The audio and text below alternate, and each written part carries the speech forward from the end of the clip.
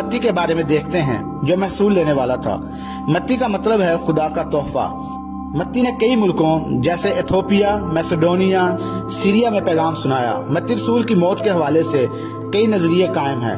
कुछ का कहना है कि वो कुदरती मौत मरा, कुछ कहते हैं कि इसे इथोपिया में तलवार से मारा गया, लेकिन कुछ लोगों का कहना है कि उसे इथोपिया के किसी राजा ने पहले सर में किलो से ठुकवा देने का हुक्म दिया, फिर उसके बदन को कागज, गंधक, तेल, डामर और दूसरी गैर जरूरी चीजों से ढांप कर आग लगा दिया गया।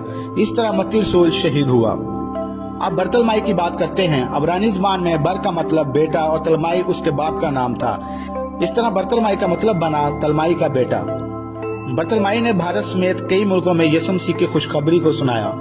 इसने मत्ती की अंजील का अबरानी में तर्जमा भी किया था।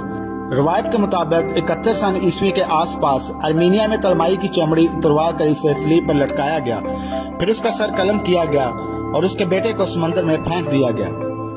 इसके बाद है तोमा। तोमा रसूल वही रसूल था जिसने कहा था कि मैं हाथ लगाकर देखूंगा तो यकीन करूंगा। तोमा का मतलब होता है जुड़वा। तोमा 49 ईस्वी के करीब भारत आया और वहां उसने बहुत काम किया और 7 कलीसिया बनाई। तोमा ने शुमाली भारत, पंजाब, चीन, केरल तक पैगाम सुनाया। जब वो माइलापुर की पहाड़ी पर दुआ कर रहा था तो लोगों ने तंग आकर उसे भाले से छेद दिया। इस पहाड़ी को अब थॉमस माउंट के नाम से जाना जाता है। इसके शागिर्दों ने इसे चेन्नई के माइलापुर में दफना दिया, जहां एक बड़ा चर्च बनवाया गया। इसके बाद तद्दी के बारे में देखते हैं। इसके नाम का मतलब वाज़िया नहीं है, मगर अंजील में इसका नाम शमौन के साथ आता है, क्योंकि कहा जाता है ये दोनों अच्छे दोस्त थे। तद्दी ने आर्मीनिया में मुनादी की, जहां उसे 50 ईस्वी के आसपास तीरों से भेदा गया। इसके बाद हम शमौन के नानी की बात करते हैं। शमौन का मतलब है उसने सुना है। इसे शमौन ज़ेलोतिस के नाम से भी जाना जाता है।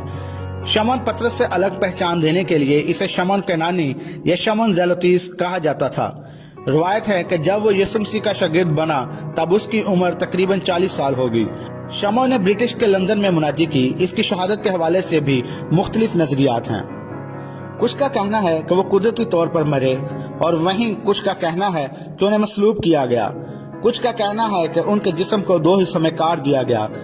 कुछ भी हो, मगर शमौन को भी मसीह की मुनादी में शहादत मिली।